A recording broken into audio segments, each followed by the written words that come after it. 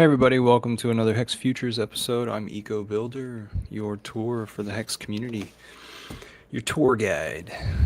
I am north of Austin. I'm over in Georgetown, near the town square. This is where I've got several generations going back. Um, I am architecture trained, and all of my family has accounting experience. And that's why whenever I started looking at the foundations of governance and how everything was set up, I started to get some distrust. And I eventually found out how bad our money is being manipulated. And that's how I got into cryptocurrency, because there was a guy named Richard Hart, that's his screen name, who I eventually found his videos, and he was teaching people about cryptocurrency through his videos online. And that got my attention, and I liked his philosophies. And they're not crazy this way or that, and you should check them out. He used to have a website, richardhart.com. I don't know if he still has that one, but you can figure out the latest thing at pulsechain.com. Initially, he launched Hex Token on the Ethereum blockchain, and Hex solved the problem of people selling off a coin once it reached a good price. The whole like ups and downs of crypto, and the lack of, what is it? It's been a while since I've used this word. The lack of people staying in a coin for a long time is an issue in crypto. And so how is it that you get around that? You allow them to earn rewards by staking that coin. Some coins allow you to stake and cancel, and some have stake and punish if you cancel. And that's how Hex is with the punishment. Now, the price of Hex has gone up and down, and so there's arguments of whether Hex has been a good, responsible buy and stake. But I would argue that we are at the very, very beginning stages of this whole project.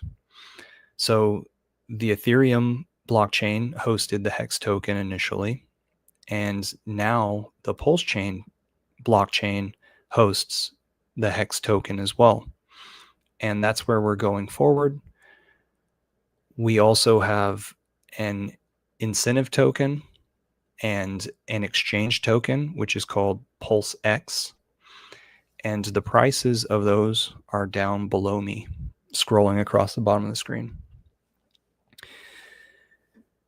So I became Eco Builder because I like ecology, and I like to study ecology and attempt to have a new architecture design entangled with ecology.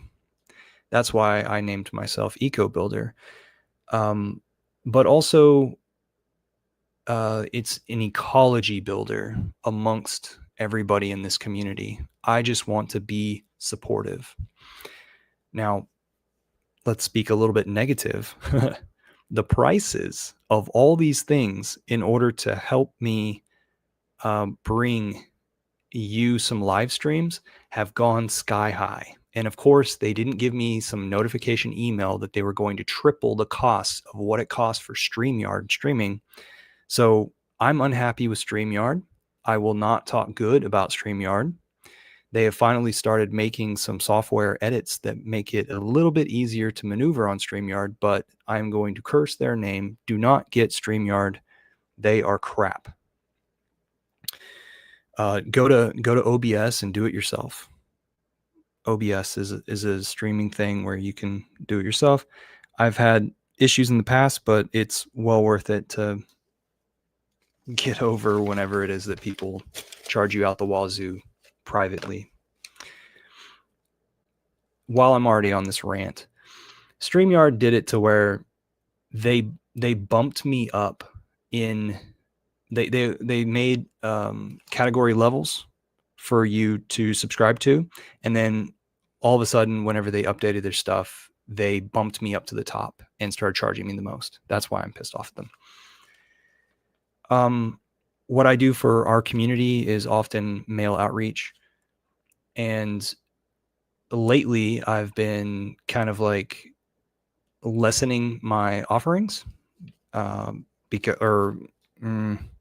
lessening what I do and being less intrusive, because there are so many more streamers coming to the forefront, and folks who like want to do the entertaining part for life. You know, they have this public speaking type of identity, and they also have it to where they understand how to keep a character and keep that character going.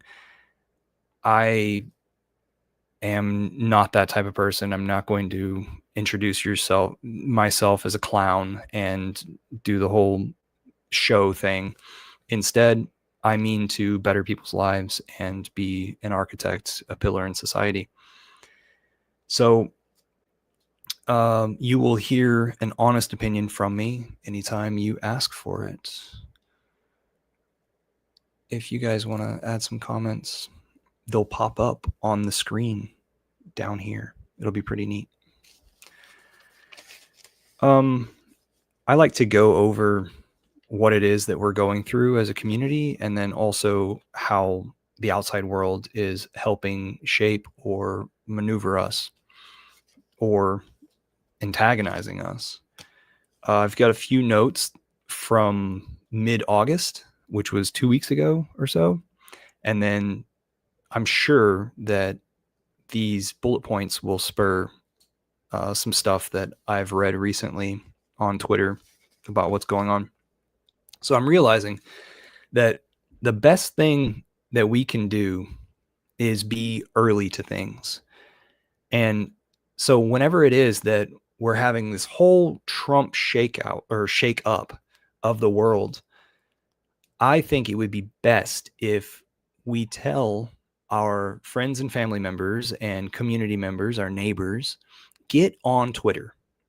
Twitter is the number one app for movements and change right now. And so passing information from one person to another and having on the spot that day, maybe even within minutes, a response from someone who is in a position of authority, that is a very valuable tool.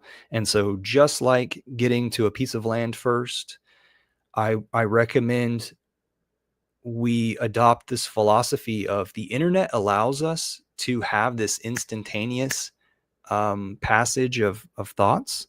Let's take advantage of it. Let's congregate people to a place. And also, Twitter is not going to be the end all, say all, whatever, for the end of the world, for the rest of time. You know, we are going to continue to migrate through our communication softwares. But right now, I think that we need to bring everybody to the front of Twitter. And I speak that as a Texan. I think that it's about time that we recognize states' rights and that these states fortify themselves as the rulers of their area, and the federal government is who they are cooperating with. Not the federal government has complete control.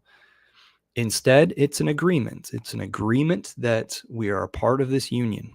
And this goes back to the Civil War argument of allow us to take care of ourselves, and we agree to interconnect and operate and be a part of this union. And whenever it is that we disagree, we should be able to have a vote that says, do you want to continue? Every year we should have this vote. Do you want to continue to be a part of the union? Now, why would I say such a thing? Maybe I'm a Southern racist. My skin's white.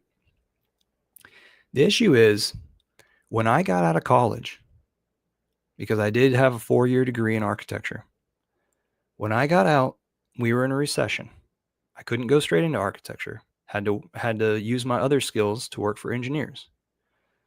The national debt was at $8 trillion. $8 trillion. What is it now? Over 4 times that amount. It's been a little bit less than 20 years, and it's 4 times that amount. And there's still no fiscal responsibility. Financial responsibility, no one's got it. Everybody just drops the ball and just keeps on doing whatever they're doing, saying that, it's worse than kicking the can down the road. So,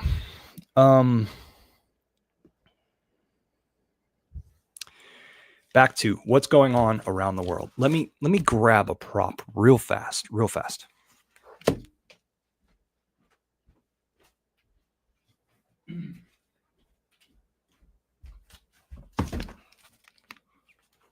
Okay, I had to grab these books.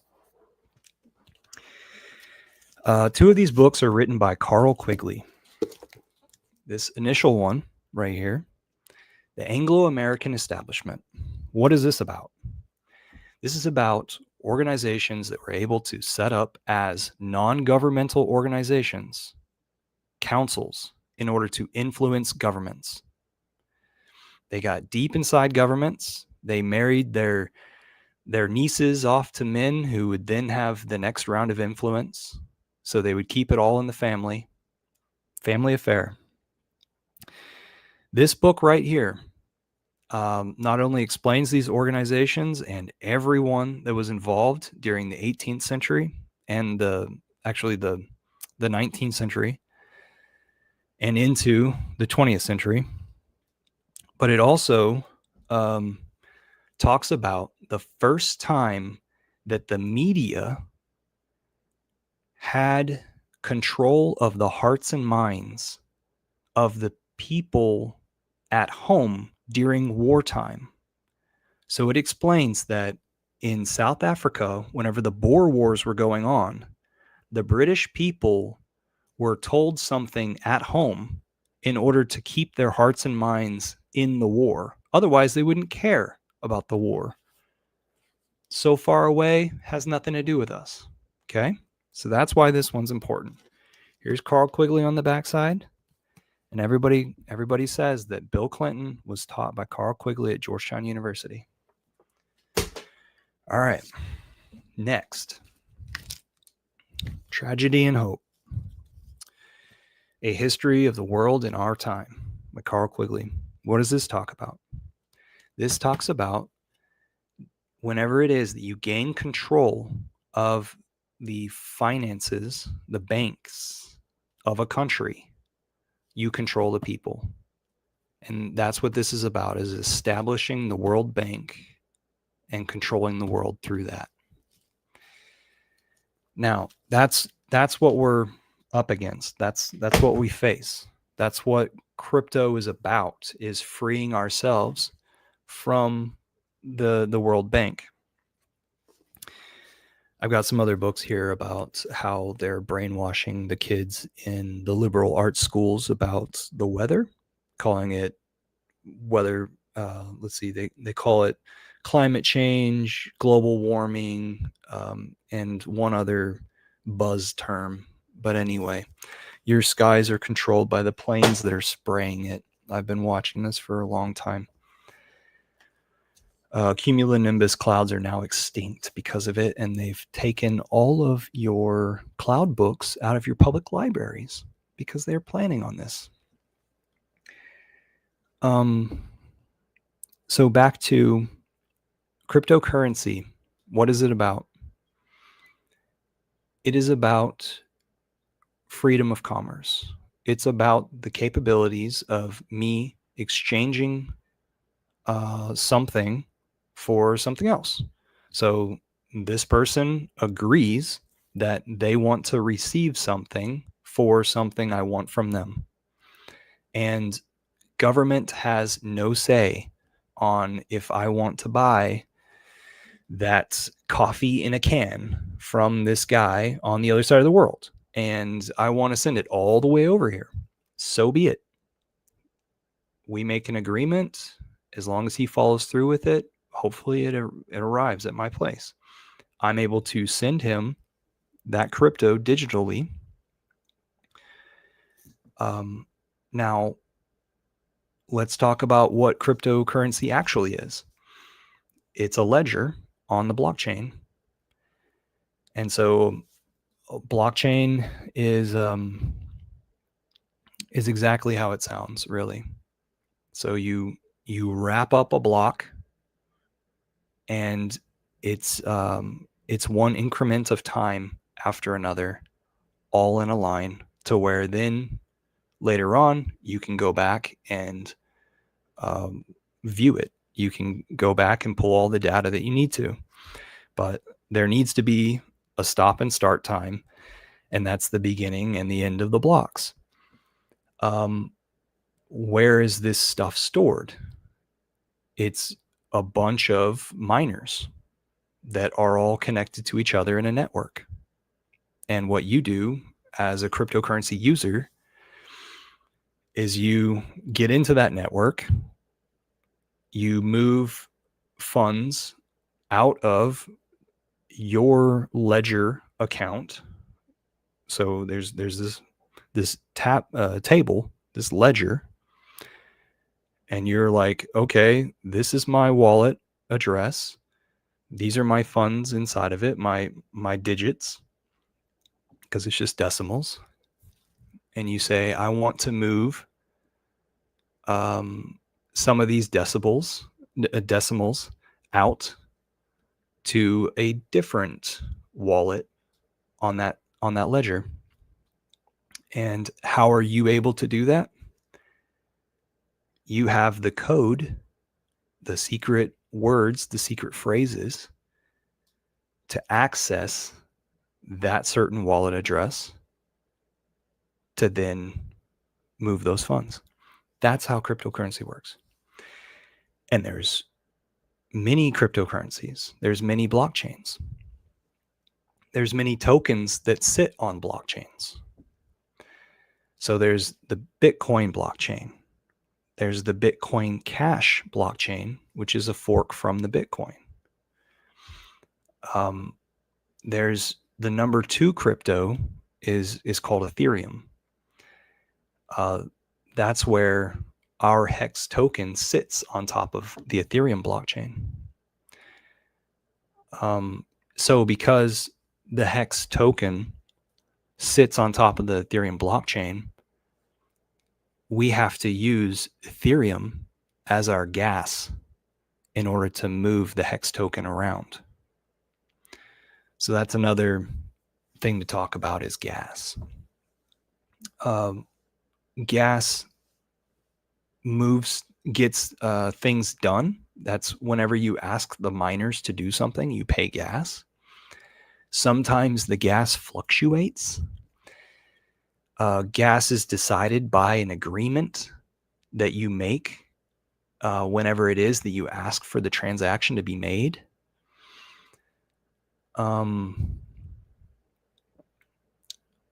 And gas is paid in the native token of the blockchain.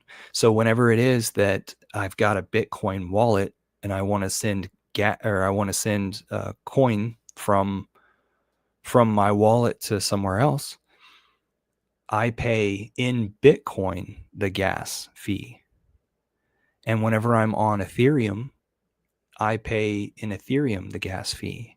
And whenever I'm on Pulse Chain, which is Richard Hart's latest thing, that's only been out for 2 years, I would then pay the gas fee with the Pulse Chain token, or the Pulse Chain coin. All right. So I'm glad I got through those things. This right here, this video is meant for the folks that are down south of me over in Austin and all of Texas, really. What I've done is I went on to meetup.com. Speaking of subscriptions that have gone up in price because of inflation. Meetup.com is now charging me $30 a month or something like that in order to be a host. And it used to be that I would only pay $6 a month, I believe. So what is that? 5x in order to catch up with inflation. So what I've done is created a organizer event thingamajigger on meetup.com, and I call it like Texas Crypto Dividends or something like that. I've changed the name a few times, and I've had more folks come in that lately. And so we're up to like 92 people or so that I'm able to reach via messaging or email. Maybe they're watching for notifications, maybe they're not, but I plan on sending this video out to them. And I apologize if it is that you were sitting there yesterday waiting for me, or the day before, waiting for me to go live at 6 o'clock. I apologize. I want all of you guys to check out one of the Bitcoin, like the Austin Bitcoin meetups, which are also online. They use the Microsoft meeting, virtual meeting software. And you'll have a great time over there with a guy named Paul Snow. He's been in Bitcoin for a long time. He's spent a lot of Bitcoin, and so he's used a lot of Bitcoin, and he's also testified for the government. I forgot if it was Congress or who exactly it was that he got in front of and talked about why cryptocurrencies are so important. But that was back in like 2015, I think, whenever they wanted his input. So go check out his thing, because he'll bring up a bunch of props and talk about where all sorts of things are in the world and how they relate to Bitcoin. And he's also got some really intelligent people who follow all sorts of markets that then bring their expertise. And then newcomers as well. So you're not going to feel like you're out of place, because there are absolute beginners to crypto who arrive in that space. And then I have noticed that there are other cryptocurrency meetup groups that have popped up. If any of them are NFT meetup groups out of Austin, do not trust them. Okay. I'm warning you guys. Those popped up whenever that was a fad, and they left with a bunch of your money because you supposedly got on a white list and you were the first to have this offer, and then you couldn't even sell what it is that you got off of them. And then they also mitigate who can speak, and so you'll never hear my opinion or my analysis or a back and forth to where I can, make any arguments. And so, whenever it's just a one way, and then they try to compartmentalize you into the next room sort of thing, that's when something's up with crypto stuff. And I've seen it ever since I started getting involved in 2017. There was this huge pop off of Bitcoin reaching $20,000 back in 2017, and it was November and December of 2017. And you had people making like selfies on Facebook saying, "I'm maxing out my credit cards and we're all going to be rich now." You had that, and then you also had these YouTube videos that were like live shots, and they would ask you to come to their website and it looked like a telethon where they were just saying, like, if you buy crypto, you're going to be wealthy. If you buy crypto, if you give us your credit card number and everything, we're going to get you into Bitcoin. But it wasn't actually Bitcoin. You might have been buying like a piece of metal. I don't know. It was terrible, you know? Imagine sitting there watching a telethon where supposedly people are calling in, and then you can see that there's excuse me, there's a little bit of a chat room visible, digitized chat room visible, and then they'll compartmentalize you, pull you out of that chat room, get you off to the side of that, and start telling you that, yeah, we sell what's the fad right now. Okay, so let's get over to some news. You might not enjoy this. You might enjoy this. In crypto, time passes really fast. Like a week of crypto is faster than a month of traditional markets. And in crypto, a lot of people, they come to the table, they say they're going to do something, and they falter. Or maybe the code isn't there. Like maybe they falter after an initial amount of money is brought to them, and then they just get distracted. Or maybe they brought their code to the table too fast and it had bugs in it, and so it falters really fast. These are issues of crypto, and that's why I go and I point to this guy, Richard Heart, because Richard Heart has a plan. He's had a plan for a long time, and we're able to be a part of his plan if we just, slow the herd, just keep going in the right direction. And because it is that crypto allows you to be the boss of your own finances, you have to have the maturity, the financial maturity to do these things.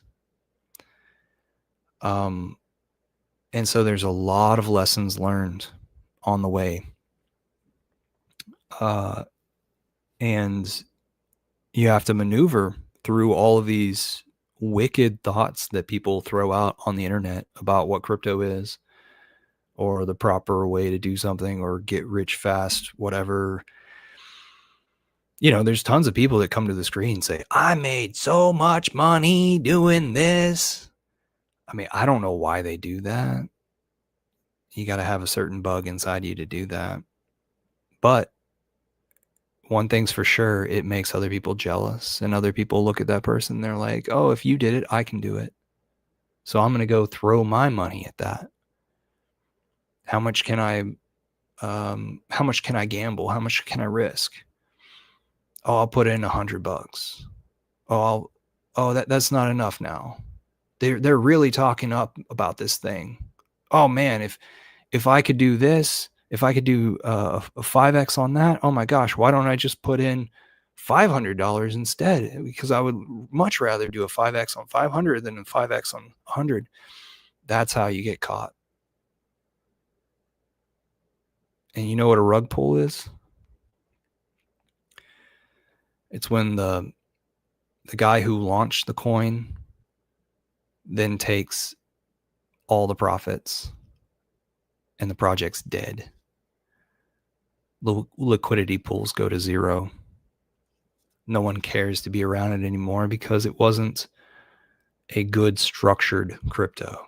It had no foundation. It doesn't have someone to continue to buy.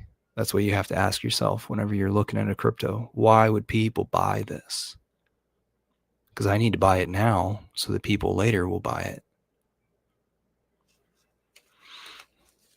from me, right? So if you didn't know, gold has gone up 3x in the last 2 years or 3 years. So like gold is probably at 3,400 right now per ounce. Jewelry prices are going crazy. So that's something. If you didn't know about the Federal Reserve not being federal, that's important. They hold no responsibility to the United States government. Lately, this is a really cool thing. Donald Trump has said, "Oh, I'm going to fire that person in the Federal Reserve." And the person in the Federal Reserve says, "You can't do that. You can't fire me." This is so awesome. This is so awesome. That shows the American people that the Federal Reserve is not a part of our government.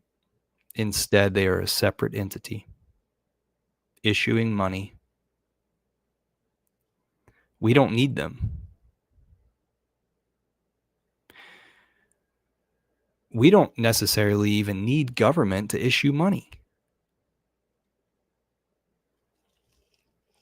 So if you're not familiar with the Creature from Jekyll Island, go ahead and check it out. It's about the establishment of the Federal Reserve in like 1913 or so. And this was around the same time as the Titanic sinking, with people who were opposed to the Federal Reserve dying on that ship. So it's a fun conspiracy to go down.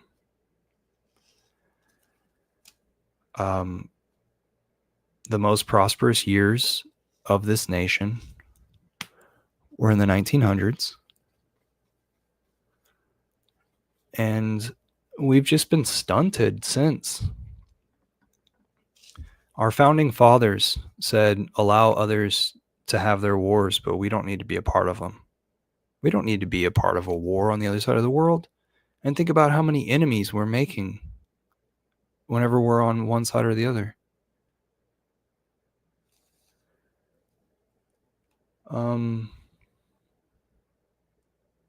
Another fun thing to think about is our independence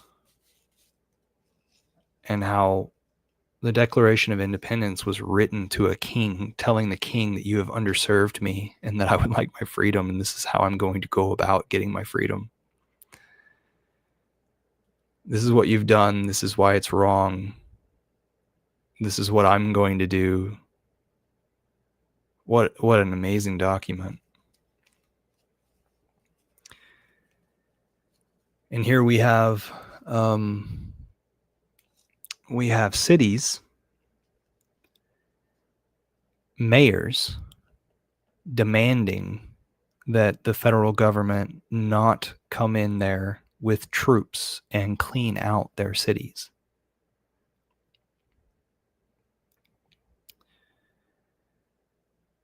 If it is that you want federal funds, you need to do what the Fed says. If you want to be a part of the union, you need to do what everybody's agreeing upon. And for them to act as a hostile for them to protect folks and give them the right to vote when it is that they're undocumented, they're not even legally inside of the lands that they're at, then something's going on, right? In a way, these folks are just economic slaves inside of these cities. And because they get protection, they'll do the bidding of the people who protect them. So one of the best things that's happened lately is we're able to see all these mayors come up to the podium and say that they're not going to allow the troops to come in to clean their cities out. But DC did get cleaned out first. And now there's some people that I see on social media saying, why is it that we haven't celebrated that there hasn't been one murder? There hasn't been one gun violence murder since DC was cleaned out, supposedly by the troops. So that's pretty biased, right?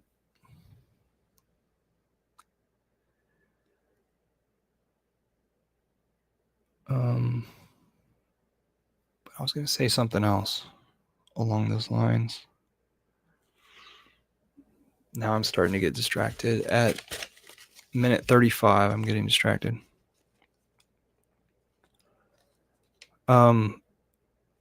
So my notes here are from mid-August. And so I'll try to take that bullet point and bring it forward. So UK folks are pushing back because they're fed up. Well, UK today, they're pushing back their police like crazy. There's riots on the streets. And why are they doing this? It's because the UK has not been accommodating to their own people, and they've been more accommodating to bringing in migrants and also covering up the funding of those migrants. What I was going to say just a while ago that I remember now is another great thing that Trump has done recently is he's canceled the U.S. aid funding. U.S. aid funding has gone to all of these nonprofits that have been non-specific, just floater ideas. Tons of money have gone into these nonprofits or these NGOs, non-governmental organizations, funding the things that these guys set up with U.S. aid money. And then those people go onto social media and onto the national media, the television, the cable networks,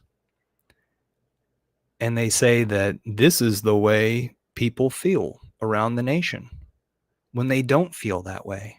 Instead, there's just like these people who have a job to do inside these non-governmental organizations. They're 0.01% of the population that are allowed to take the podium and speak to the rest of us. And then they spread those ideas to 5% of the population? And 10% of the population will swallow it and take it as they're being righteous for standing up to it or standing up with it, when the rest of us don't want anything to do with those things. So pulling the U.S. aid money away, and we're going to start seeing these social workers, these non-governmental organization workers, we're going to start to see those people with all these nonprofits. They're going to be out of jobs, and they're going to get loud right now, but later on they're going to be trying to figure out what are they going to do to feed their family and where did they go wrong. Well, hopefully they'll ask themselves where they went wrong.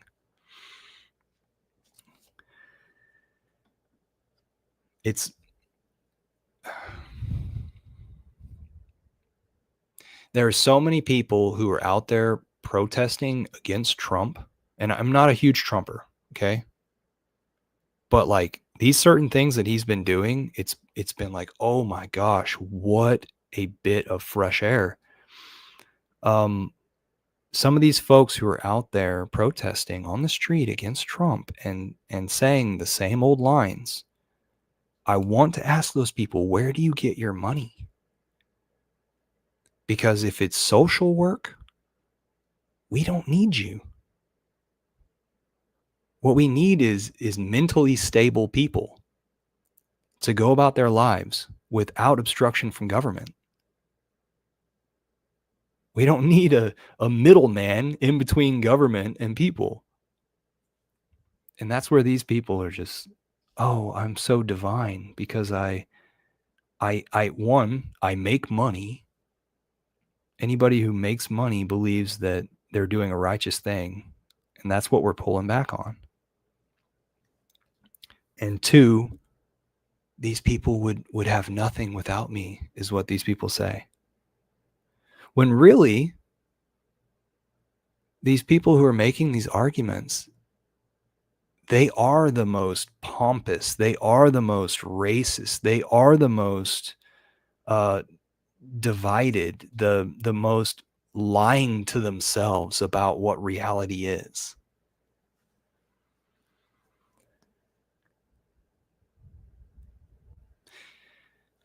Some of my thoughts have been 40 acres and a mule lately. You know, if people want to sever themselves from society and go and work and create and live in the abundance of their creation and only their creation, then I think we should let them have at it. That way, whenever there's a homeless person saying, y'all haven't done shit for me, or there's a person saying, we've got to empathize for these people or those people. We have to empathize for it, allow it to come out of the community pot and save those people. We have to stand up for them. 40 acres and a mule. Let them figure out their own salvation on their own lifetime. That's what we all have, right? All right, we're at 42 minutes. So the UK folks are standing up, and oh my goodness, I'm Scottish and I'm proud of it. And there was a young girl named Sophie who stood up to some people who wanted to what do you call that? Groomers. There were some people not from there, a man and woman, who wanted to groom Sophie, her friend, and the younger sister of the friend, especially the younger sister, because Sophie was either 14 or 15, and so was her friend, but the younger sister was 12. And you can get, if you have a comment on this situation, you can get jailed by the UK police for that. So Sophie, she didn't like the abuse that was happening in the park, so she went back to her house, and then she came back with an axe and a knife. It was so frustrating to Sophie. Now, why is it that this young girl thought it appropriate to do that sort of action and threaten those people? And those people just sat there and filmed her and continued to follow her. Why did she have to stick up for herself? Because the men are weak.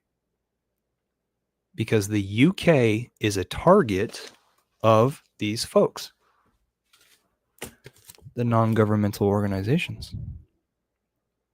Even though there is a United States flag inside the British flag was there first, right? So, the same thing with Australia and the same thing with European countries. And you're seeing a lot of it in Germany right now as well. Germany has a situation where they have a conservative group that continues to try to be represented in government and continues to have it to where things are skewed against them. And they're in election times right now. And one after the other, people who take lead of this political party are killed. As of yesterday, it was 7 people have been killed. And what do they want to do? They want to bring Germany back to being conservative. Why is it that this is happening to Germany? Because Germany is the pinpoint for this world governance that I'm talking about. They have to win Germany in order to control the rest of the world. But their influence, like I showed you the British flag and the United States flag, their influence goes across white nations, British nations. And so it's across the UK and it's across to Australia as well. And so the number one that I'm seeing problemed area is Germany. The number two problemed area is Australia. And number three would be UK. Number four is Canada, or in some order similar to that. And then the United States were actually able to expose a lot of these things thanks to some of these people who are in government right now. But just like Sophie over there in Scotland, Scotland's a part of the UK. Just like Sophie, this young girl who has to stick up for herself because everybody else is abandoned. We also have women over here in the United States who are sticking up for themselves. In the WNBA, in the swimming of the NCAA last year or the year before, I forgot exactly when it was, but that girl had to stick up for herself because she was in the changing room with the male and he was competing right next to her in the next lane. So he stole her medals.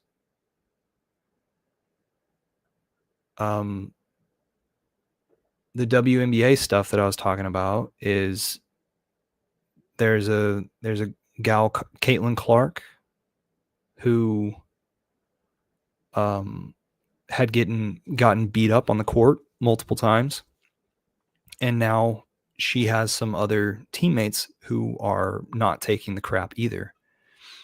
And so without throwing punches, they're standing up for each other and on and off the court speaking their mind. And that's probably the most important thing, is that whenever you're one of these pro athletes,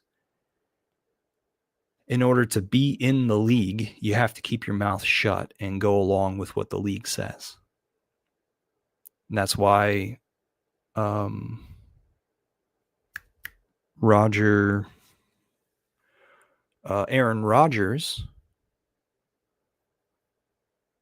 that's why whenever he came out of the league, he started talking about the vaccine injuries and COVID, like how everything was just messed up.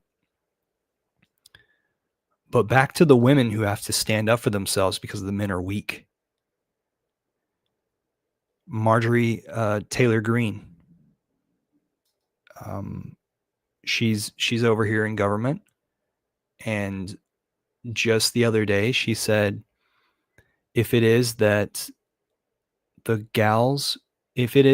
Trump won't release the names of the people who were abusing creating sexual slaves with Epstein, then Miss Greene said that she'll grab the names from all the sex slaves, female sex slaves, and list them out herself. She'll do the exposing. That's one hell of a thing. That's awesome. And who was the other female that I was thinking about? Jenny McCarthy. Back in the day, Jenny McCarthy was on MTV stuff, and she became very popular on that. And soon after the MTV stuff, whenever she had her first child, that child was vaccine injured, possibly autism, I'm not sure. And so at some point, she and Jim Carrey got on, because Jim Carrey, like, he's a little bit of a truth dropper, through his stuff. By the way, I heard that his wife was killed at one point, and that's whenever he started shutting up a little bit more. Which also happened to Thomas Massey recently, just like last year or something, after he spoke up about everybody in government having a sidekick from Israel. But back to Jenny McCarthy. She and Jim Carrey went on some news talk show thingamajigger where it's like sit on the couch night show sort of thing, talking about how, like, we need to look at these vaccines and we need to look at this stuff further, and people are getting injured by it, and there are no appropriate studies. And that's what today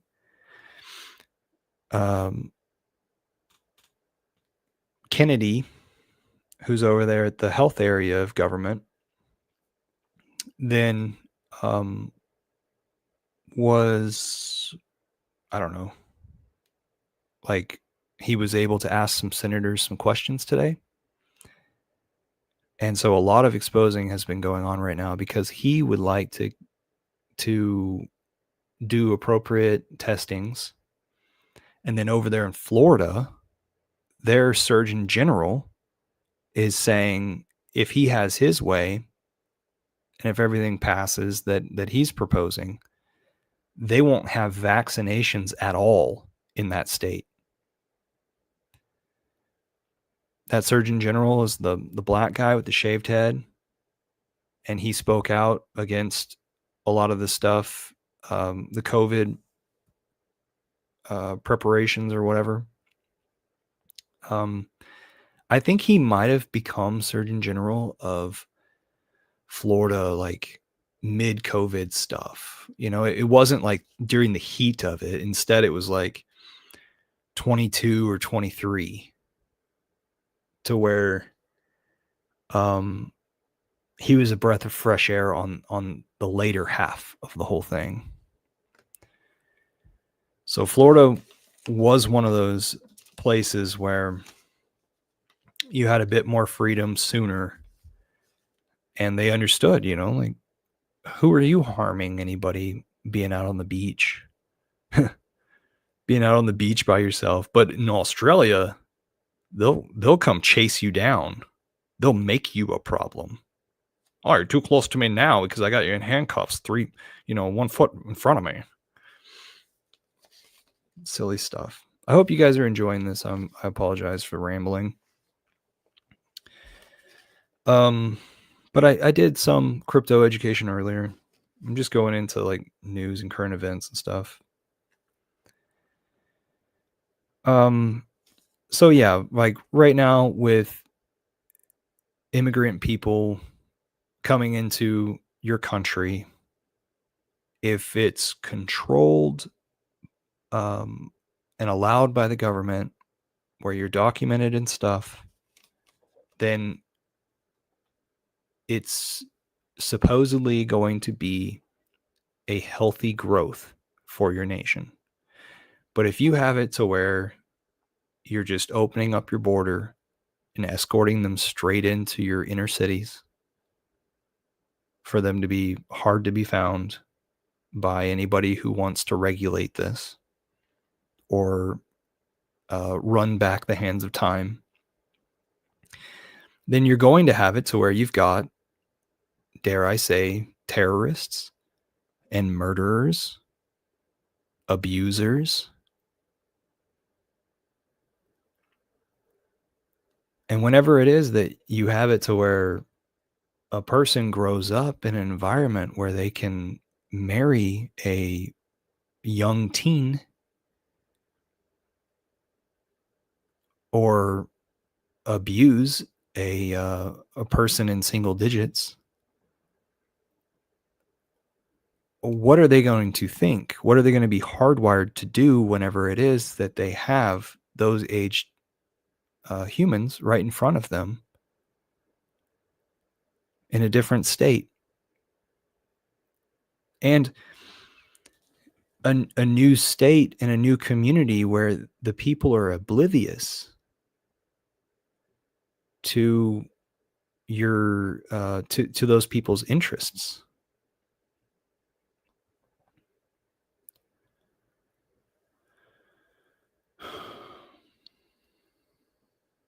It's like, let me dumb it down a little bit. If I look at the squirrel on the fence line, do I think food? No, because I'm not used to thinking about food when I see a squirrel. But other people might be like, wow, that squirrel's brave to get so close to me. I've had squirrel before. I've had squirrel many times. I'm going to eat that squirrel. So it's an opportunity for them. I know I didn't need to break it down like that, but I did. All right. So I've got a note here that says Dallas, Texas is noticing sex trafficking arrests. Very, very good. Just north of town here, I know that there is a sex trade highway, and I'm glad that in the area we're having some arrests. Supposedly the federal government is getting a lot of kids, and there are so many adults involved in this stuff. Like a stat that I saw the other day was something like we saved 3,600 children, and we arrested 1,800 adults. It's like, whoa, that's a lot of adults being involved. How do I know that there is a highway running north of town? Because there was some deaths inside of law enforcement and cover-ups. Let's see. Next thing I've got here is someone has posted about cell salts, and it got a lot of likes. So I'm pretty happy that I stumbled upon this subject of cell salts, which are also called tissue salts, and they're also called macro minerals. And I shit you not, people, y'all need to check out what these cell salts are. I believe it could help you if you've got any mental discomforts, or if you've got some muscle discomforts. Maybe your lower back is stiff. Maybe it is that your knees or some of your upper body has an issue, but like it feels as though you're taking magnesium and lubricating your tissues. That's how I feel as of right now, like an ease, both with mental and muscle. But these cell salts, there's 12 of them, and they were found out by a German doctor back in the day, and they were highlighted by an American doctor and applied to Zodiac, saying that whatever Zodiac you have, you will be in need of the cell salt more. Therefore, you are deficient in it because your body is going to use it up. So we just need to supplement our food system better. And that's why we need to supplement with the cell salts. Can you imagine just being a lopsided population where like you're never a complete human being because you've always been fed the same food systems that have always been depleted during your lifetime. That's what I'm talking about. Go to jacksonsnaturals.com and you'll find the cell salts that are little pellets inside of dark bottles. You can buy a set of 12, or you can buy the 12 in one. And then they have a larger bottle of the 12 in one. I cannot speak more highly of them. And then also, if you will, check out one of my latest videos where I read the introduction of a book written by these doctors that I spoke about, talking about how, that philosophy of, maybe it shouldn't even be a philosophy, but the philosophy of disease is disease, meaning if you would just supplement enough, you could surpass and flow into ease instead of being in discomfort. And so as long as you present your body enough materials to build and function, you're a walking chemistry set. As long as you offer it enough, it knows whenever there's excess of something and it needs to get rid of it. So the idea is that you'll be healthy and be able to overcome disease. Please check it out. And so what I'm noting here is that somebody highlighted cell salts, talked about it more, and it reached a lot more people than I ever did. And so it's kind of like the butterfly effect. You bring something to a community, and one of the community members with a larger platform then spreads it to everybody else in it. And because you did that, then many more lives are touched. I have a note here that says, anytime you're on the street with a camera, ask people where they make their money. And that goes back to what I was talking about earlier, where we've got a bunch of people who work in NGOs and nonprofits and all sorts of stuff, and they believe themselves as being authority and spreading good around to the world. But where does the money come from? And is it honest? And if somebody's out on the street saying that they're a social worker, they're just there to dispense funds. They don't know shit about shit. They know how to schmooze another person to get what they want.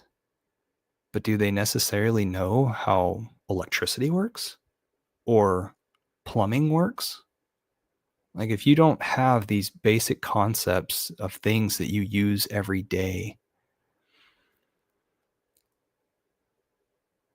I don't know how much you could understand about fiscal responsibility. How dare they tell you to throw your tax money into the hole year after year instead of investing in yourself?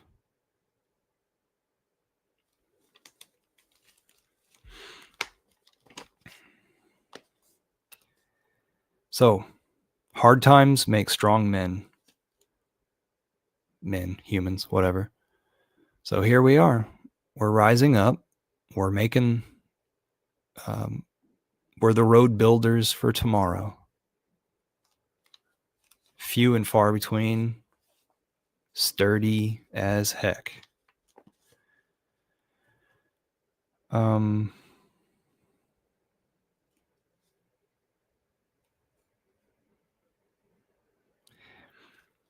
I have a note here that says, if you are in a nonprofit or sub-government position, you're biased without a reason to think deeper. All right, next note. Canada is getting exposed for offering COVID vax injured people assisted death plans. That's what's happening. So these people who have been injured from the vax that was mandatory in a lot of situations, It's not mandatory, but you won't have a job afterwards. Oh, it's not mandatory, but we won't give you this life-saving surgery if you don't have it. I experienced a similar thing whenever I was in Houston.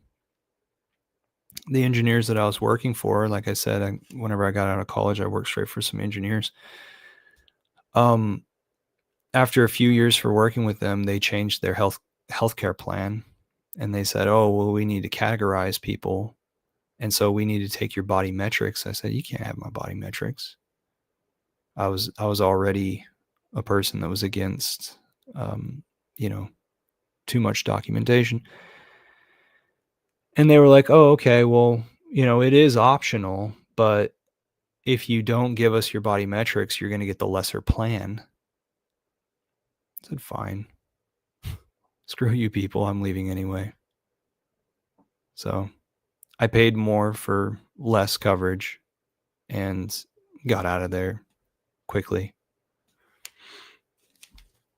I wish some people well, and others I try to not think about. But yeah, it was the normal corporate ship where, if you're not a part of the team, they don't care if you're alive.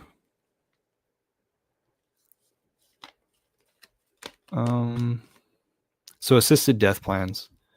Canada is having it to where they have socialized healthcare, but whenever it comes time to foot the bill, they're offering less and less and less. And that's actually happening in the United States as well. People are going online having selfies talking about how if they pay out of pocket, they would pay less per visit. Instead of putting it on insurance, they would pay more. And then if what was it? Just everything in that way, where insurance is only going to cover just a little bit. And then this is also happening in your home insurance as well. These people who had their homes destroyed by the California fires in the urban area of, what was it, LA is the Palisades stuff. These people have been paying high level insurance mortgages their entire existence. And then whenever it comes down to pay, the government lets the insurance company off. And they only have to offer a portion of it. It's absurd. Why were you paying the whole time? Why were you struggling so long to make sure that all your ducks were in a row if their ducks weren't even in the row in the first place? And also, you had to have that insurance in order to have it to where everything worked with the bank to where you could actually make your purchase.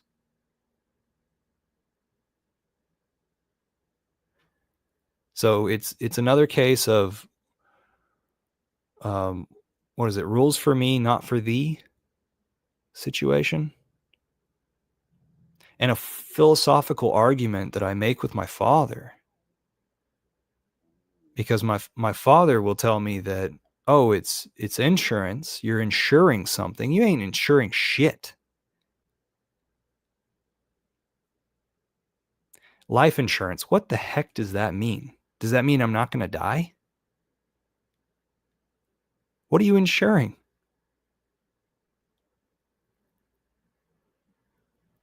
How about you live a life that's less risky? How about you don't think about that insurance whenever it is that you're doing something bad for yourself? How about you take the initiative in the beginning? That's my annoyance with insurance, is the thing is a lie. And I know that there are some insurance agents inside of our crypto community. And therefore, I'm just going to stop right there because I just don't like the whole situation. I'd rather have some sort of like community development to where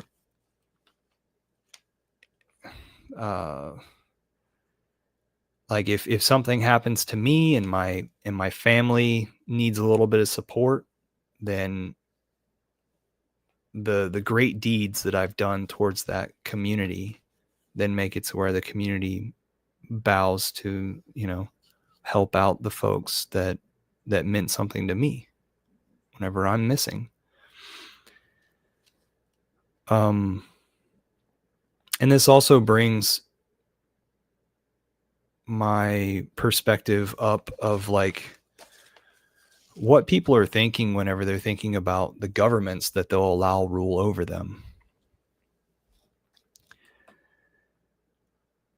I believe that whenever we're talking about like large scale government, then like the federal government, we need stuff to be like libertarian type government.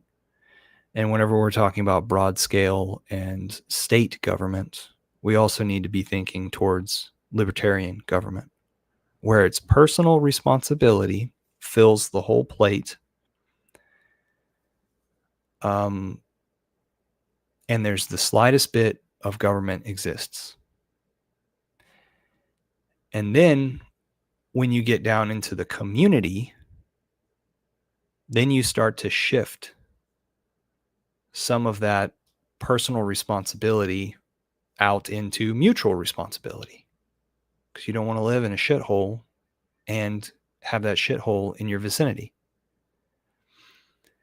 And then whenever you talk about the family unit, so we went from the local community down to the family unit, then that can be social. That can be a socialist situation, a communist situation, an authoritarian situation. Because we're just talking about a house making stuff work underneath one roof. So yeah, my sister needs socks. I'll give her my socks. My parent needs me, not my sister, to go and feed the chickens. I'm not going to complain. It allows us to all make it to the next day. So I think what's happened is, thanks to these NGOs, these government propagandists, they've confused people with their perspective of scale. And that's why you'll have people who are Marxist, communists, socialists, who are high on their recent education, and they think that the way that their household that they grew up in needs to apply to the broad spectrum of the United States. I think their scale is confused. They haven't even been taught what libertarianism is. When I was at my government classes at Texas Tech University, I think the guy's name was Mr. Patterson. He walked with a limp. He had flowy gray hair. And the guy in front of me, who had a cowboy hat on, or not a cowboy hat, a baseball cap, he raised his hand and said, "Sir, what about libertarians?" And that guy, the lecture teacher, and this is a class that everybody has to take. It was either government 1 or government 2. Like public policy, I think, was the class name. And he smiled. He said, "You will never need to know what a libertarian is." That right there was yet another outlier that strong men have to identify and rise beyond. We say, oh, that doesn't make sense to me.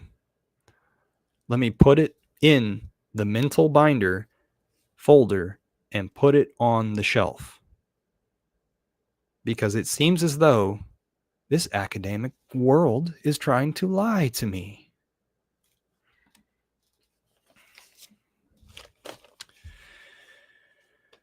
All right. Who is the biggest libertarian inside of our crypto community? That would be Timothy Benjamin.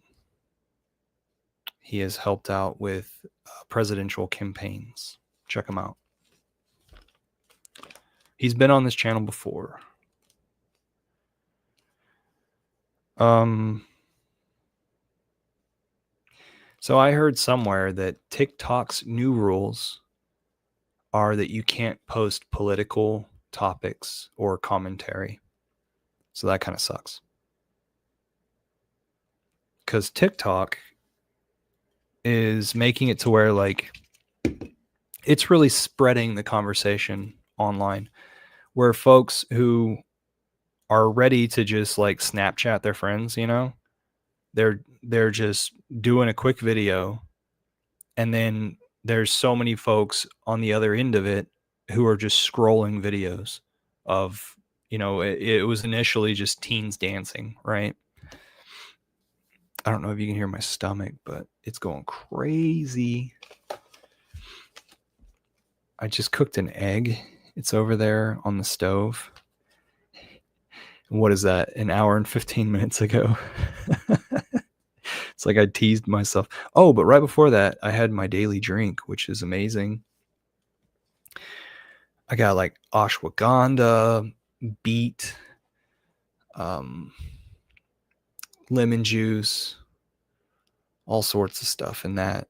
So I'm set. I'm good. I'm thinking about cracking open this canned coffee. I'm not sure though. So these TikTok new rules, I'm not sure about them. But it would be like a downside thing, because TikTok is making it to where there's a reason why this rule is trying to come in, because they're spreading information quickly on TikTok. A very funny Twitter handle is called the Libs of TikTok. They've been going for a long time. Really funny stuff. Often I see like some of the best videos on Twitter have a little sign off of TikTok on there, you know, the boom bloom. And they show the username. So that's something to know. I got a note here that says the EBT fallout, that's food stamps fallout, continues. Crazy people are raised to think that is set aside for them by government. Okay, so this is a huge thing.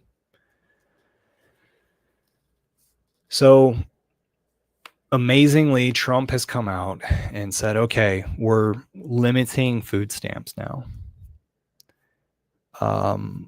I mean, they were already limited, but they're limiting them more. And they're also going and looking at like, okay, you're illegally here inside this country without any papers that say what it is that you're doing here. I mean, you're an unregistered human inside of our country is what you are.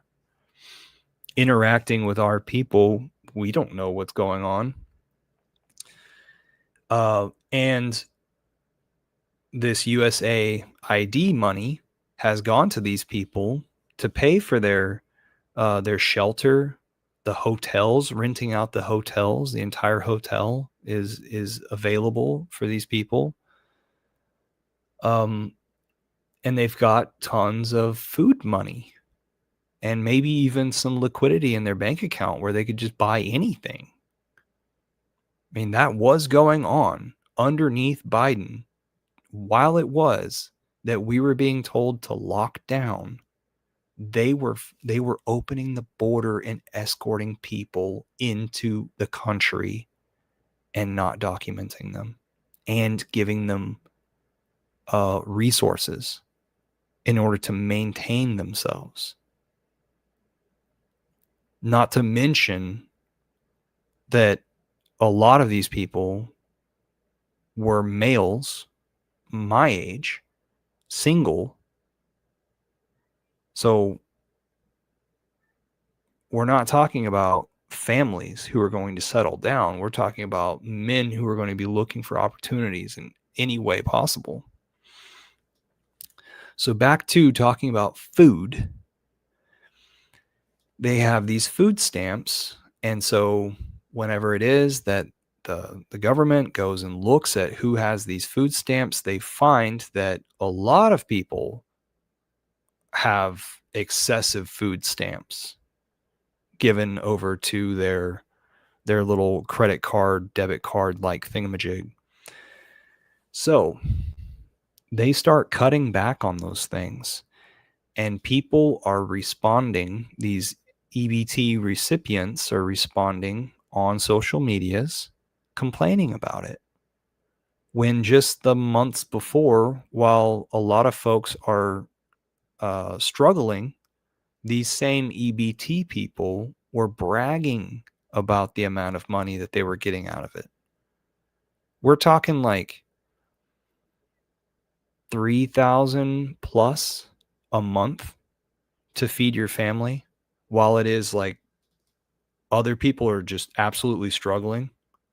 They don't have that extra 3,000 to not worry about their foods.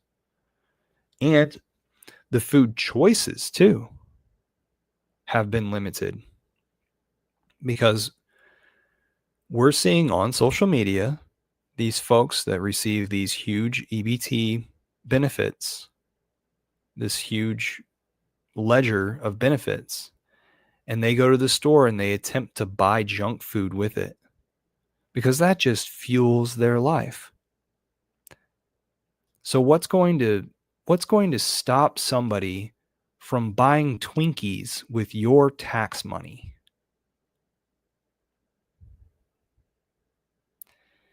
And it's so funny to hear these people say, "What?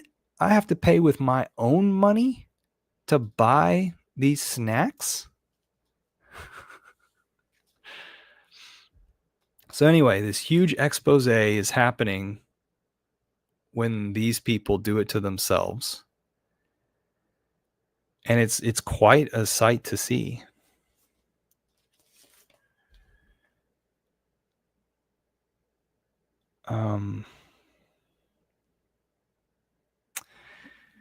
So then after the EBTs get cracked down on, these food stamps get cracked down on, so does Section 8. And for you people who are not in the United States, what is Section 8? Section 8 is government housing. So I'm told that Section 8 housing is only going to be offered for 2 years. And if you've already been on it for 2 years, you've got something like 6 to 8 months to get out. Now think about it. These people, generation after generation, are taught how to get in line to be a recipient of the government funds that flow towards them. The people who do not take on these benefits, they're too busy with their own lives to pay attention to where this money goes. But the people who are the recipients of it, they strategize their entire life in order to be a continued recipient of the government funds. So they teach the next generation below them, whenever they start having advanced life decisions, they teach them how to fit within what the government paperwork says that they need to fulfill. And the social worker who helps them get that as well is their friend, their ally, also needs this stuff to continue. The social worker needs to make it look like everybody is in poverty. That's why I'm needed. I'm needed to divide the funds for the people in poverty who need me. So, Section 8 now has a time limit. If you need to lean on the government, you can only do it for a time period. If things were my way, they would have government jobs and they would be paying back everybody who has a government job. If things were my way, if you ever work for the government, you owe the government. Go out there and be an entrepreneur and do something special. And government needs to peel back all the way back.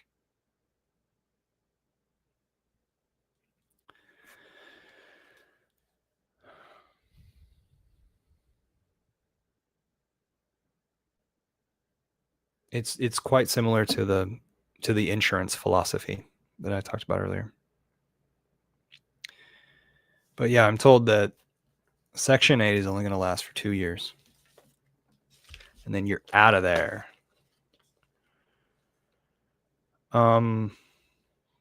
Next note here.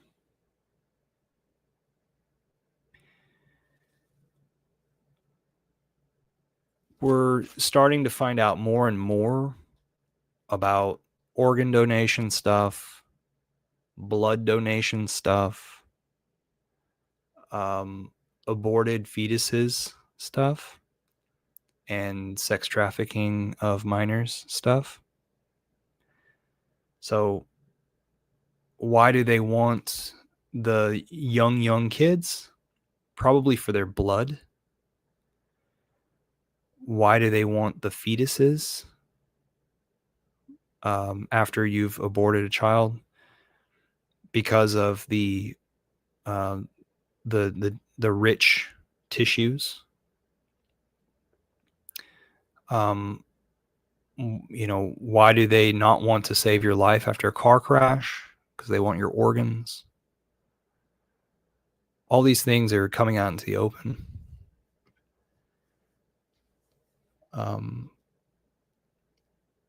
It's something to think about.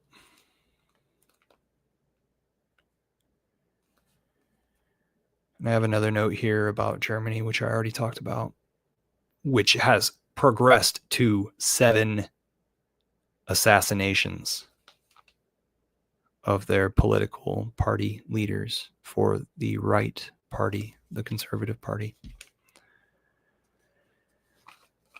So that's all my notes there. Why did I wait until the very end to talk about the mailing stuff that Richard's doing? Okay, so Richard has organized a mail campaign, and he's sending out these small tablets where whenever you write on it, it's got a magnetized situation to where it's like an etch and sketch. You're able to write on it and then press a button for erasing what you wrote and then just write again. So it can clean the screen real fast. I believe there's something like 5 inches by 7 inches, something like that. It's going to be shipped in a flat, maybe bubble wrap, maybe not even the expensive bubble wrap will be done. A Wild SJ has been working on this. She organized volunteers.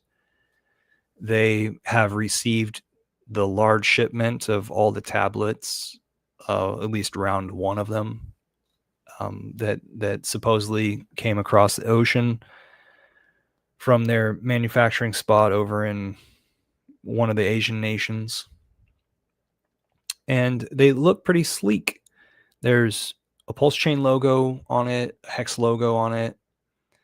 And it says some .com wording around where it is that around the window of which you type or scribble into. The reason why this won't be just thrown away is because it actually has a use, and it's not ugly. And whenever it is that you look at a little tablet like this, you childlike start to dream, what can I do with this item? Surely I can put it to use. There's a rumor going around that the next versions are going to have a magnet on the backside so that it can be stuck on a refrigerator for note taking, obviously. But to be there on somebody's desktop and help them run their calculations of how much money they would want to spend and like allocating their finances, that's a win. That's a score. It has a backup use of just being a doodle situation for, like the kid who's in the next room. If you're a family man receiving this, so it could definitely stay around in the kids' rooms, but I'm actually thinking that it's going to be on a guy's desk or his bookshelves for 3 to 6 months. And like I say, all around the window where you'll scribble, there is white text on a black ribbon. Ribbon as in like hard plastic there, that says over and over, pulsechain.com, free coins, and hex.com, reliable. And then it says something about PulseX, maybe exchange. I'm not sure. I think this is a great thing. It's got a little battery inside of it in order to do the magnetism or de-electrifying in order to clean the surface of the image. It's one of those things where it's like the lowest technology that you can get in bulk for a really cheap price and customized. And I've said this on Twitter. I believe that instead of making fun of the low tech, people are actually going to respect it being low tech, because it's not going to be attempting to connect to their computer. It's not going to be attempting to take their seed phrases. It's not going to be attempting to go to their Wi-Fi or give them an Apple drop or whatever that's called.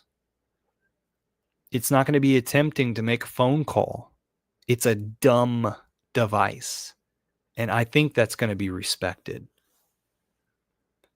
because the person is going to be able to connect their intellectual power of numbers and calculations and their dreams to this little pad device that has our branding on it.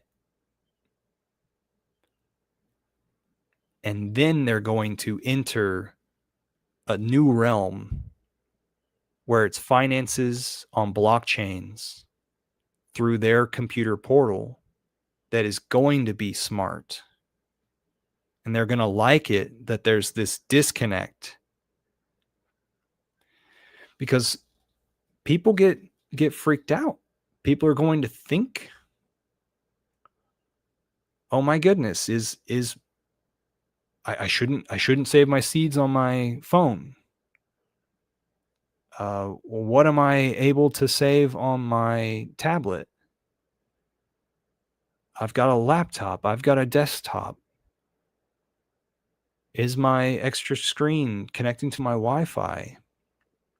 Who's had access to all this? Do I need a separate computer for crypto only? Where is it that I store my seed phrases? Inside the wall of my house, on washers, like stamped into washers in case the place burns down? Or do I keep it inside of a safe? Or do I keep them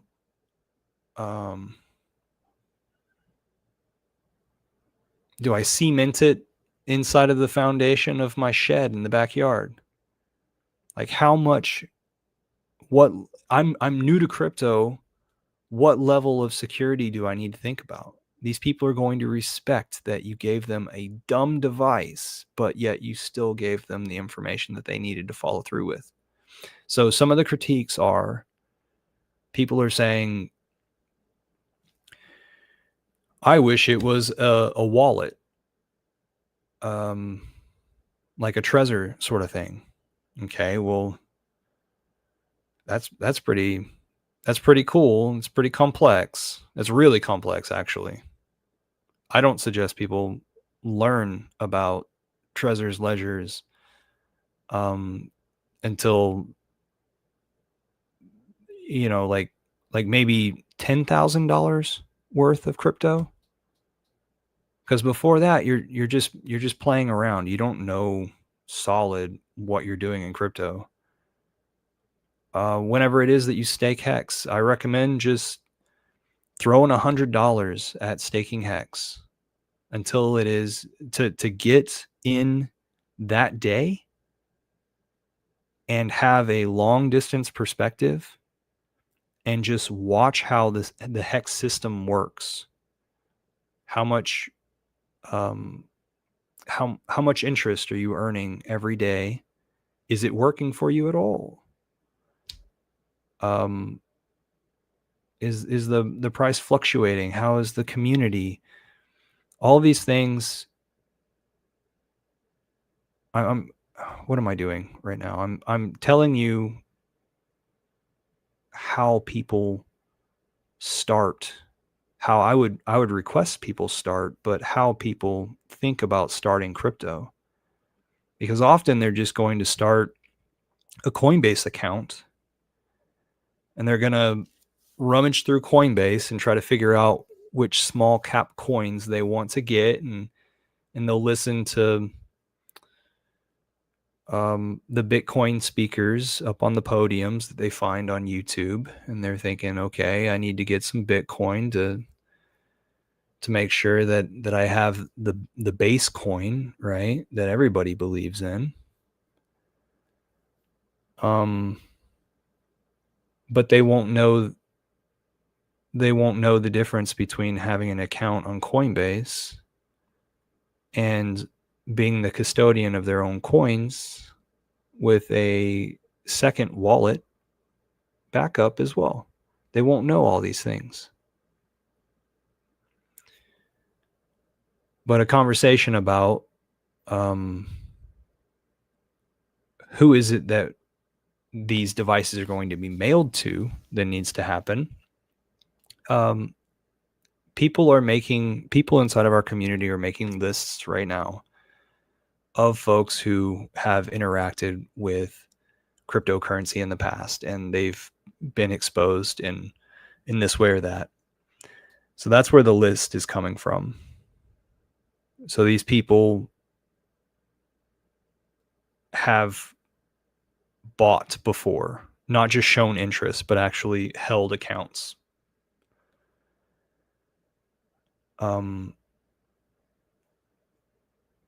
So back to like the dumb device. It's going to be respected that it was a dumb device. Other ideas that people have brought to the table.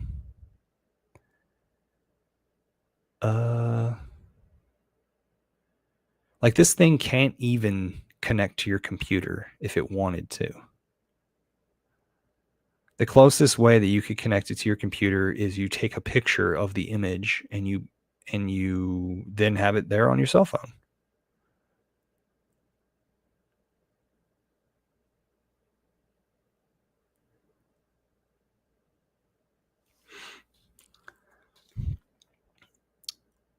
I'm trying to think of other ideas that people had that was going to make it to where it was a smart device. If it was that it had a video explanation on the face of it, when you press one of the buttons, then it would have an import receptacle, and then it could be a virus holding thing for your computer. So while I'm having a lack of ideas for people's rebuttals, because there have been rebuttals all over the place, because people want to see their ego fly, especially up against Richards, especially.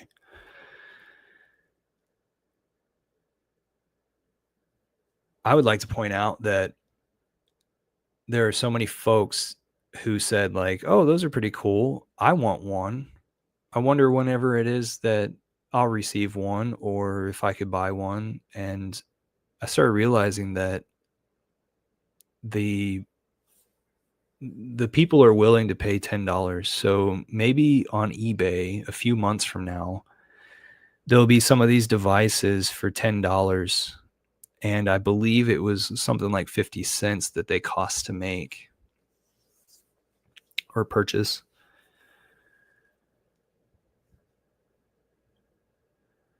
So I think it's cool that the price of these tablets have already 20x'd.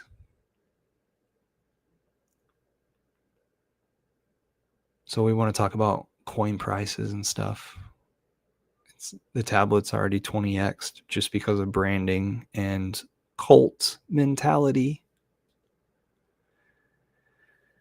Wheezy Bird is in my comments. He's popping up there at the bottom of the screen also. He says that people are criticizing Richard because he should just pump the charts with his funds in order to attract people with the green candles.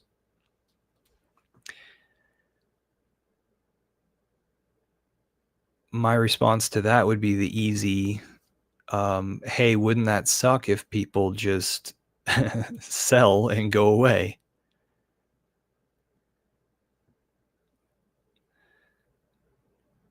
He says, this way, more effective marketing than giving an influencer that only averages 10K or less per video our Pulse Chain coins to then later dump. People said we could make a deal with Amazon to continue shipping these items with more people.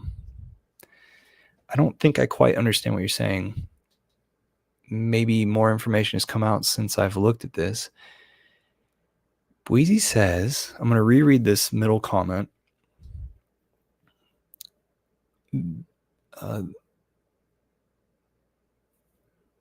This way, more effective marketing than giving an influencer. Wheezy, we're sending out Etch and Sketch tablets to people who have held crypto in the past. And the way that we're getting their address is through public law documents. So they're already predisposed to acquiring crypto for their own investment purposes. And whenever it is that these things, like this huge marketing push with these tablets, are pushed out, other people are going to get jealous and they're going to talk about it.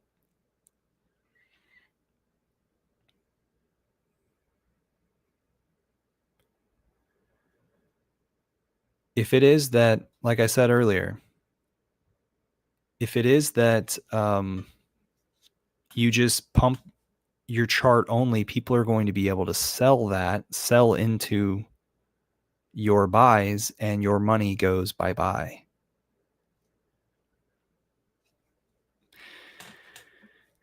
Over here in Pulse Chain, we have a huge bias going on because there was a time period where people put up funds for a launch that took a while to come around. And they've been sitting on those funds inside of that coin, those tokens, for a long time. And a lot of them want to get their money back out of it, save themselves from their investment. And there's some people who have followed Richard before and it worked out for them. And then there are other peoples who followed Richard before it worked out for them and they didn't take profits and instead invested back into the same thing where the numbers looked good. And then there are people who followed the people who followed Richard and did all the right things, but their time hasn't come yet for the price to increase and them to choose whether they want to take profits or not. So we're still at the situation where we need to surpass the 1-to-1 level so that then we can have it to where people sell for profits. And there are so many people who want to get back to 1-to-1 and they've got their grudges. But those people are going to create such a sell wall at the 1-to-1 or the 1-to-10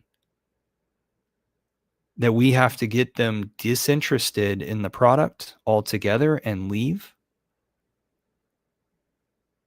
or have it to where they sell at the beginning of the rise as more and more people's attention from this marketing campaign and the Richard Hart beating the SEC news coming out and the influencers who actually will talk about what's happening in crypto that don't need funds to talk will bust through that 1-to-1 and the 1-to-10 layers. And then we're in the 100x to 10,000x. And as long as it is that it's somehow managed on how much of each coin that everybody has, then we can make it up to those levels. But whenever we make it up to 10,000x, there's only going to be a few people who know that it's the 10,000x and realize that the market needs to cool off, that are going to sell at that awesome price, that awesome return. And why are they able to do that? Because crypto's awesome and it's just digits. They manage their human life and their digital life separately. And I'm just using the top as a 10,000x example. It could be any X, right? It could be that we're just going to slowly gain, like what Bitcoin has been doing. And Ethereum's been making its comeback. So, it's kind of hard to talk about Ethereum whenever it is that it only went up to a new all-time high and then came back down. So like Bitcoin is a slow, gradual situation now. So these people who are talking about the 4-year cycle, I think the 4-year cycle is dead. A lot of people are thinking, who have been around, are thinking the 4-year cycle is cooling off. We're not going to get the same pumps brought down, pump brought down, pump brought down. Instead, it's going to be more of a gradual thing. And then also, Trump is shaking up the world. I mentioned earlier in this stream, Trump said he was going to fire one of those managers of the Federal Reserve. And then that Federal Reserve manager spoke up. She said, "You can't do that. You can't fire me. I don't work for you." That shows the United States population, oh my goodness, the Federal Reserve doesn't work for the federal government. Who are they? They're outside, they're a different entity. That starts to expose them. While it is that we're dealing with so much inflation situations here in the United States, we've got an all-time high of gold right now, $3,400. So let's focus on Ethereum. Ethereum just went to an all-time high recently, came back down a little bit. But the initial times in Ethereum, people were thinking, wow, this is really going to do something. It went up pretty high and it came down pretty low. And then it's kind of been just, oh, it's the number 2 crypto. We're going to have to figure out what the price is going to be. And so, wow, it dipped all the way down to 1,300 not too long ago. And now it's been on a diagonal up ever since. And it hit its new all-time high. And I don't think it's done whatsoever. I think there's plenty more going on here. Now, in the title, I have the title as September is Your Friend, just because we're hearing a lot about how September is usually a negative month for crypto. But this is just, that's how traditional markets work into, or human psychology works into, like those cyclical markets working into crypto currently right now. But I don't think that crypto is done for the year at all. I think we're going to have a gradual rise of both Bitcoin and Ethereum. And as RG3, a guy in our community who's seen a lot, as he says, hook your buggy up to something that works. What did Richard Hart do with the SAC funds in Ethereum? He put 177,000 Ethereum into a treasury situation so that we can point and say we're following that stuff. So if it is that you want to know, where's Richard is so wealthy, where is it that he puts all his faith in crypto?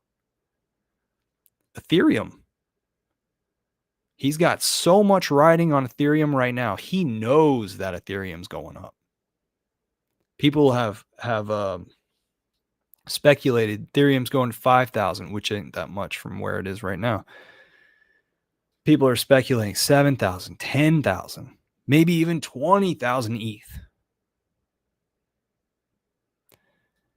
I can't speak to, oh, it's going to go to the 10,000 or the 20,000.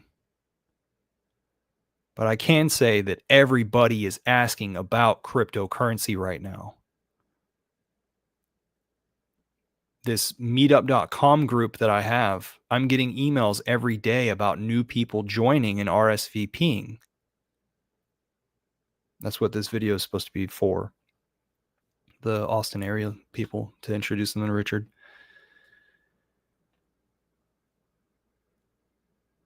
So,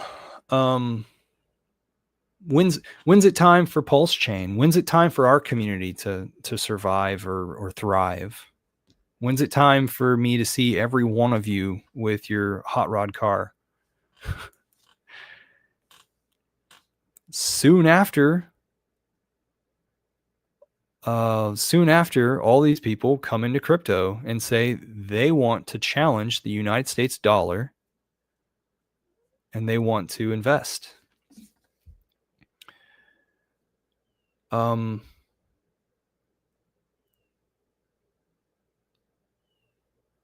So I see it as Richard's creating the garden, and he has to have the garden wall.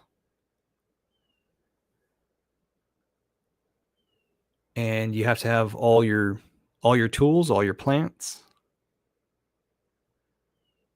and you have the humans who help making that out, and you have the humans who come to it and say, wow, this is really nice. I want to stay here. I like it. I've got another Beweezy comment. He says, yeah, I agree. I saw saying, let's see, I was saying the quantity of these devices are significantly higher than doing the normal crypto marketing of paying an influencer coins. Oh, so you're totally on board with it. I see. I thought for some reason that you were posing the idea of giving money over to an influencer. I think that these tablets are going to surpass the influencers. Like these tablets are going to, Richard Hart and these tablets and the volunteers that are making sure that this all happens, and is it Griffin, their nonprofit and their organization that's making this happen? These people are going to put all streamers to shame. Streamers are going to sit there and say, damn, I have just been absolutely surpassed by this thing. It's all over the place now, and I have to cover it in order to be cool. So instead of me covering something for something to somewhat be cool, this thing's actually fucking cool. And I just wish I knew about it earlier, is what those streamers are going to say. All right. So because I dropped the F-bomb, I'm out of here. And I don't have anything else to say. I mean, of course I do whenever I shut this thing off. I have plenty more to say.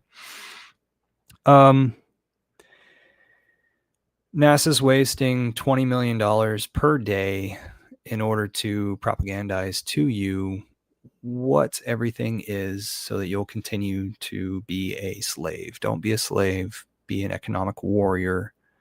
We are here with you. Let's see. Go to gopulse.com. That's a great website for the Pulse Chain. Pulsechain.com. Check out the bridge. You can easily go to and from Ethereum. You can also get the Internet Money wallet in order to buy Pulse Chain immediately. You can go to changely.now, I think it is, or changenow.io in order to get straight into Pulse Chain. If you're crazy about small cap coins that might pop off, or you just want to gamble a little bit, you can go to pump.tires, which is similar to Pump Fun, which you'll see over on Solana, I believe. But just look at all kinds of stuff. Cryptocurrency is dangerous to the people who are in authority right now. You know that because Roger Ver is still in custody for doing what? Nothing. Challenging the establishment, writing a book, speaking out. Richard Hart, the guy who I follow, who I'm asking you to follow, his face looks like this. It's just one of my quirky ideas. Richard beat the SEC recently, and he's the only crypto founder to do that. So this guy's an up-and-coming person. You have the opportunity to follow him and be a part of his movements. Just like stocks, you're able to buy cryptos with associated value to humans, to CEOs, right? Okay. You can contact me. I'm Eco Builder on Twitter, and then also Hex Futures on Twitter, and I will gladly send you this way or that. and not take advantage of you or anything. I don't want your money. I don't want anything to do with your wallet. I want you I don't want you to have anything to do with my wallet. Y'all take care. Look up what libertarianism is. And I think one of the latest things with Twitter and philosophy is questioning, why is it the state wanted the separation of church and state? Think about that one. Talk to you guys later. Bye.